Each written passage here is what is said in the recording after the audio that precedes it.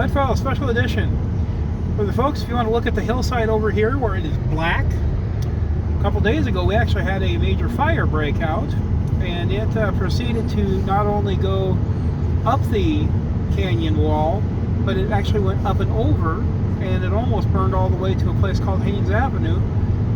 It almost reached 1,000 acres. I think when they finally finished calculating exactly how far it had burned 976 acres.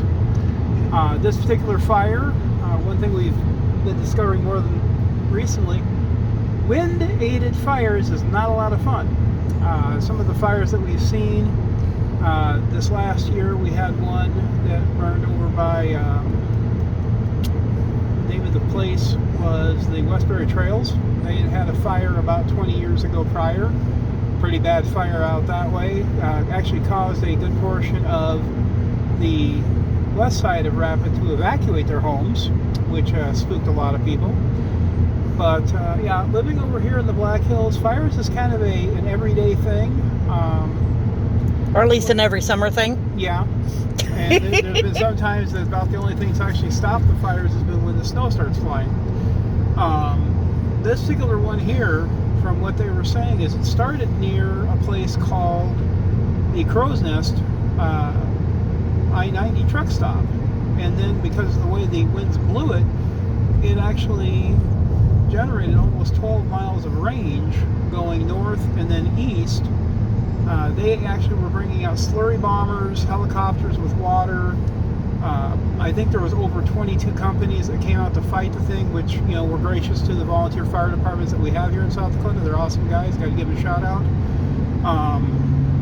For the irony of it, we actually had a company come from a little town called Wasta.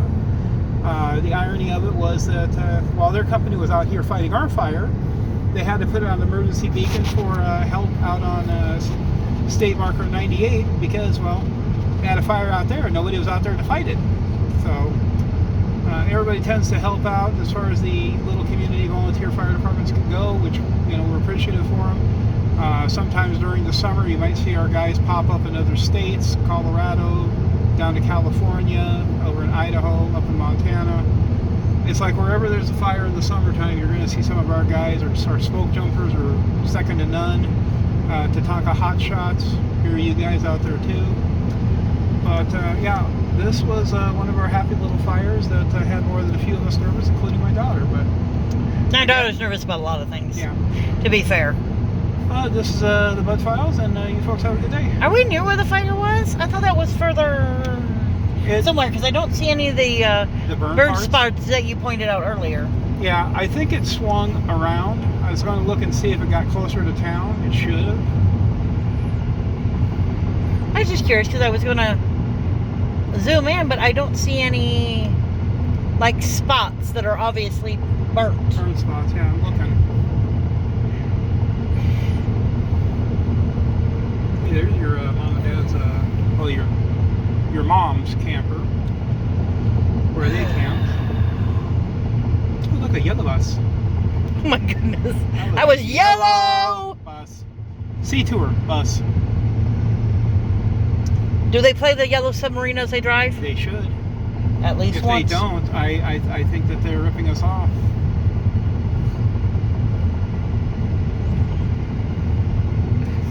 Well, I think that's cloud shadow too. Yeah.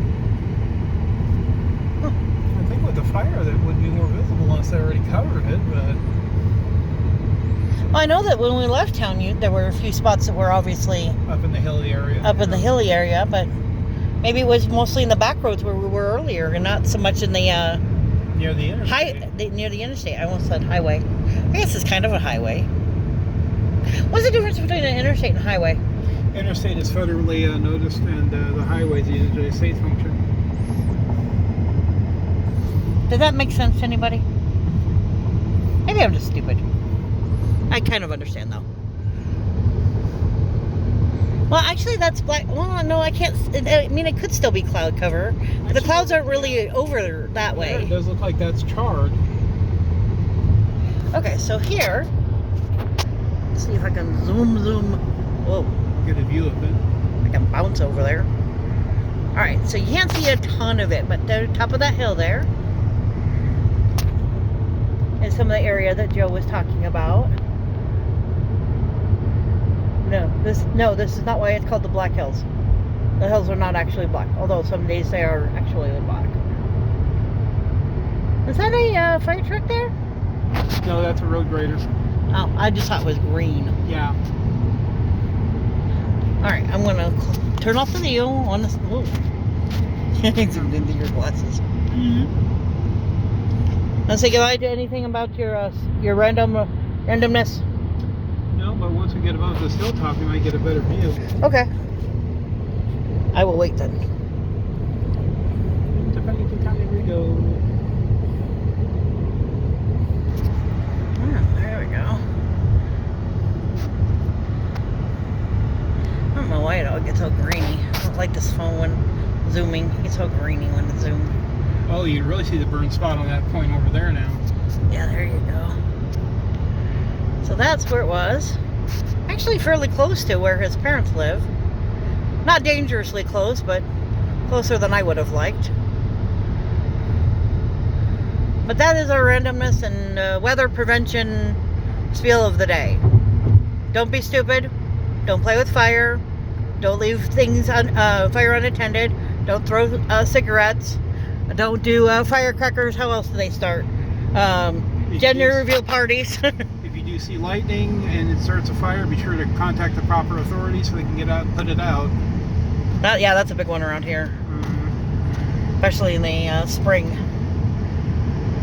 Alright, this is your fire prevention PSA from the Bud Files.